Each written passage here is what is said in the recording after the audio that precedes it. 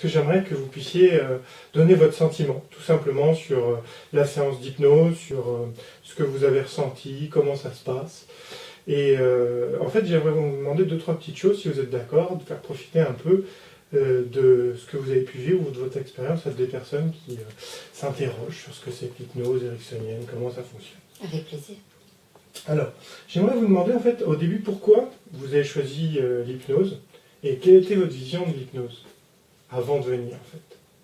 Pourquoi l'hypnose? Alors pourquoi l'hypnose? Parce que j'avais fait un parcours assez conséquent dans mon existence pour résoudre mes conflits internes.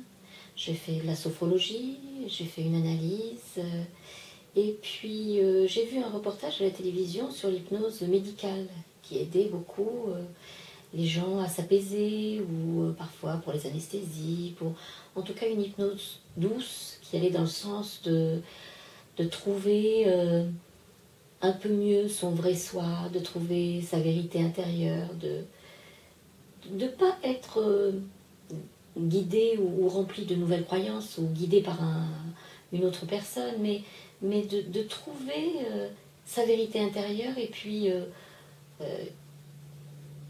se libérer, peut-être se libérer des carcans du conditionnement. Et je me suis dit, je vais tester une fois. Et si je suis en confiance avec la personne, parce qu'il faut aussi un feeling avec le praticien, si je suis en confiance avec la personne, ben, je continuerai parce que voilà, j'ai décidé de me prendre en main. Il faut aussi avoir ce temps-là pour prendre cette décision personnelle qui est importante.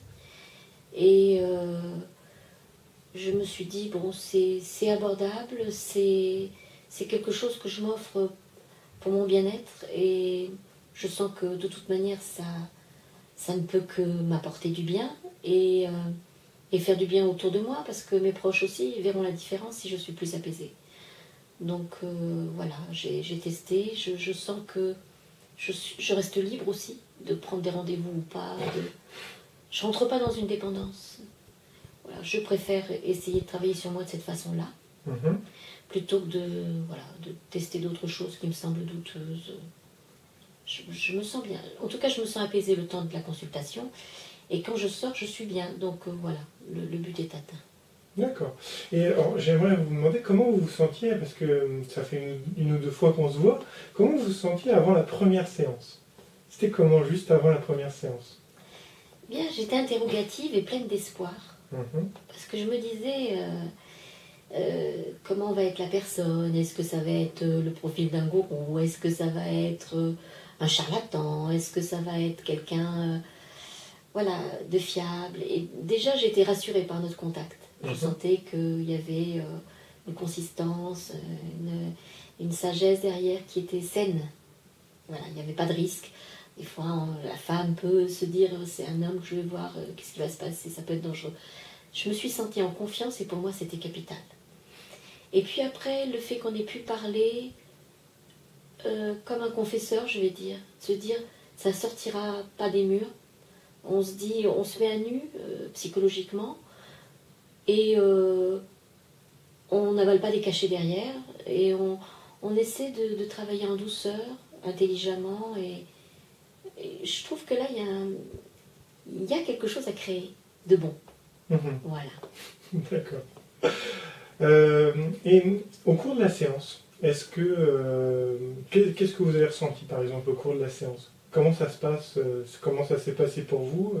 Le déroulement dans la séance, qu'est-ce que vous ressentez, des choses particulières? Comment ça bouge Alors, ce qui m'anime au départ, c'est la curiosité de me dire quel est l'exercice qui va être utilisé cette fois-ci pour avancer, pour poursuivre cette recherche du soi.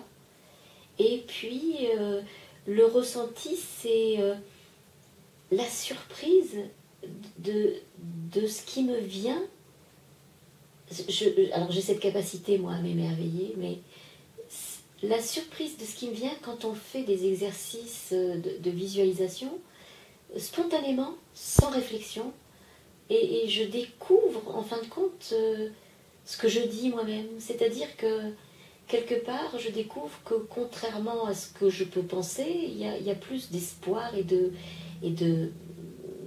côté positif en moi que ce ce que j'avance en disant souvent j'ai de la tristesse, j'ai des angoisses, et puis quand on creuse, je découvre qu'il y a tout un espace de désir, de plaisir, de recherche, de besoin de découverte, et que c'est comme si je baissais un peu un voile que j'avais devant les yeux en me disant mais arrête de dire que t'es bonne à rien ou que t'as envie de rien, parce qu'en fin de compte, dès qu'on creuse un peu avec les bonnes questions, tu te dis oh bah, j'ai envie de voyager, j'ai envie de rencontrer du monde, j'ai peut-être envie de faire un peu de théâtre, mais puis ça reste dans des paroles, et puis concrètement je passe pas aux actes pour m'inscrire à un cours ou pour rencontrer, voilà.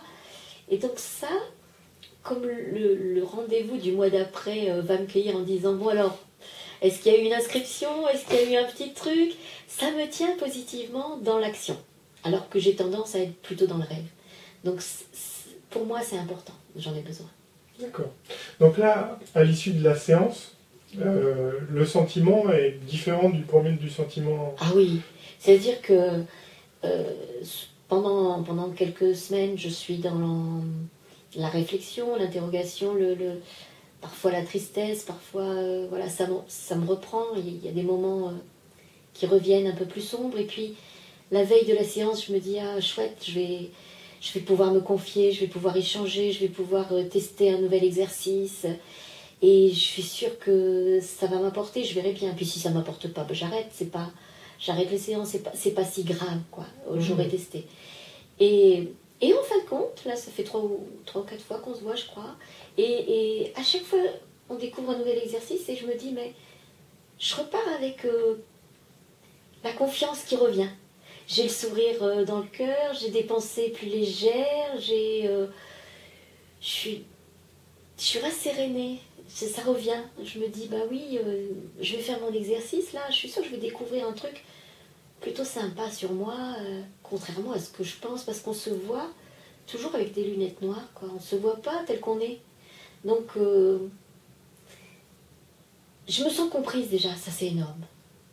Je me sens écoutée et comprise, et ça c'est énorme.